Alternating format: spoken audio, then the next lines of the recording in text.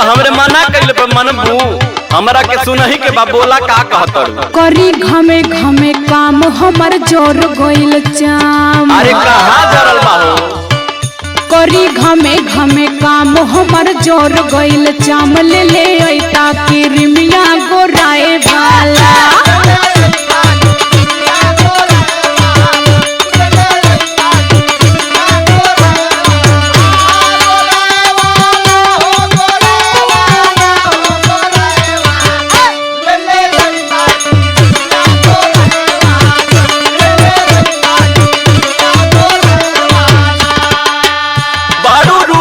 खजाना कैलू असही दीवाना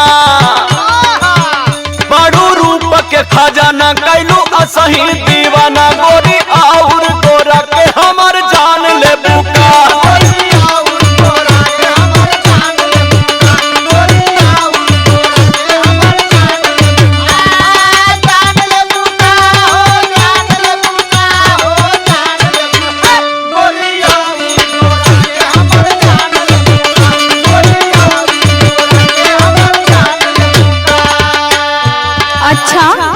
जब लियावे के भला तबे हम गोटो के लोगे लगली। हां ऐसे पहले तो कबो ना कहत रहला कि हम गोर हई हम सुंदर हई।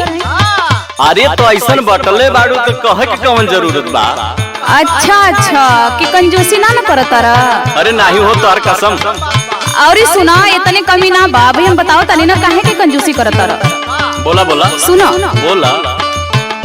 ओजन घट गइल मोर बड़ा भइनी कमजोर। कौन बतौलस? ओजन घट गइल मोर बड़ा भइनी कमजोर। ले ले ऐता कोनो टानिक मोटाए वाला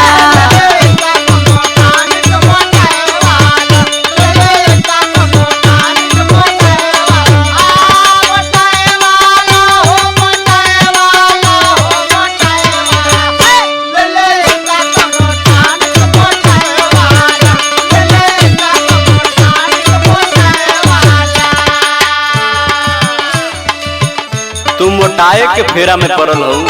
और का तोहार वजन वैसे ही बढ़ गइल बा और मोटाए के कहतड़ू। अरे तो हमरे चली ना जाता देखो तोरा ना गिर जाता नहीं। अरे तो उल्टे बतियावत हो इतना मोटा गइल हो कि तोहरा से कैसे चल जाई।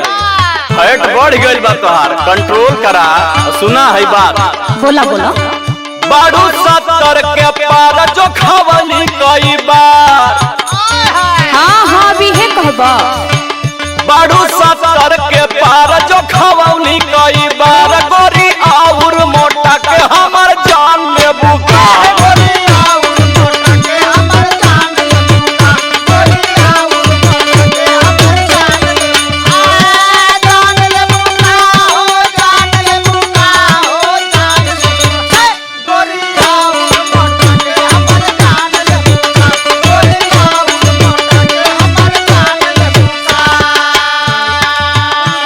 अच्छा छोड़ा कुछ न करबा हम जाना थी तो के कुछ न करबा। अच्छा तो के करत लेकिन एगो बात कही बोला। वो तो जरूरी कर दे बहा ना। अरे तो हम ही करतानी ना कि गांव जवार करत हो।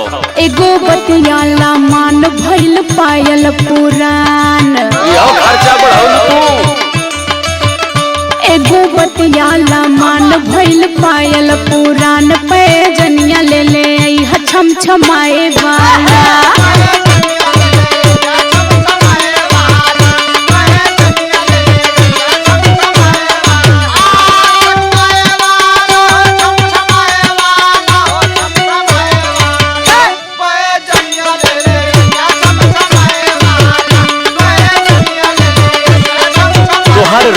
रंग चाल ढाल वैसे ही जान मारबा।